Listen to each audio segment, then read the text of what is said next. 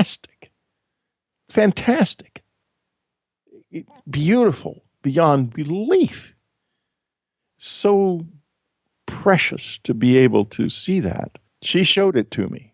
When I said to her I was very worried about Earth, that the Earth was going to collapse and the environment was going to collapse and what would happen to us all trying to recycle in lives on Earth. And she said, oh, don't worry about it. It's a soul factory. There's millions of them. Let me show you. And I saw this vision before me. And I realized that when we use this planet up, we'll go and do this elsewhere, and this planet will gradually rebuild itself, and then someone will come along and probably eat it up again, and it'll rebuild itself again, and so on, down the vast ages of time. Whitley, I know you made it perfectly clear you don't want to necessarily talk about traveling out of your body that much today, but if somebody is listening to this program and they have lost a loved one, they've lost a spouse, they've lost a parent, a sibling, what have you, and they would also like to be able to do what you are doing, what you've been able to do with Anne, would you mind giving us some insight on how this would be possible for us to also accomplish?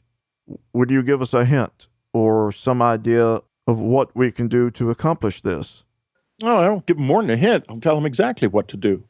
What you have to do is, first of all, it's very critical to live a life of love and compassion.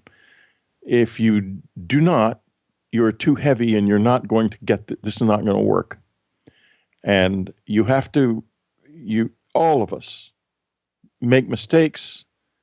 You have to find out what they are. And the master of the key, who I met in 1998, has a very fabulous definition of sin: denial of the right to thrive.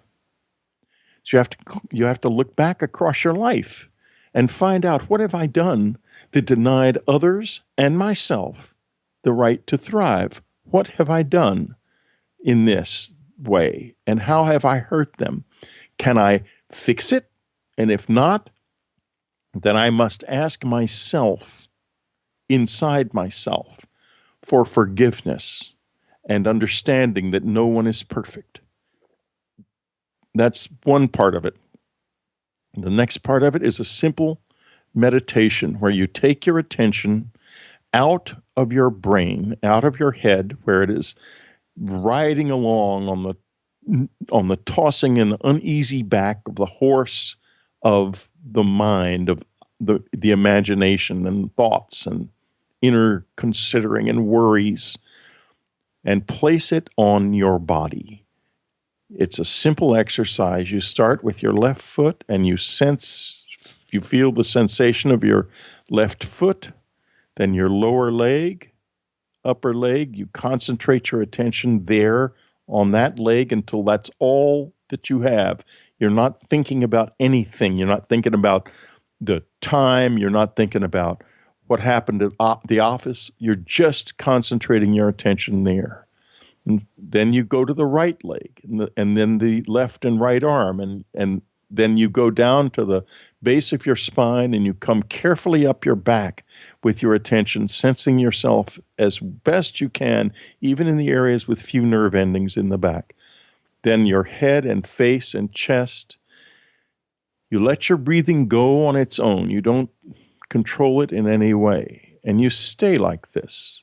And what will happen is your mind your attention will again and again go back to your mind and into the cares of the day or the things that you want or don't want or are concerned about.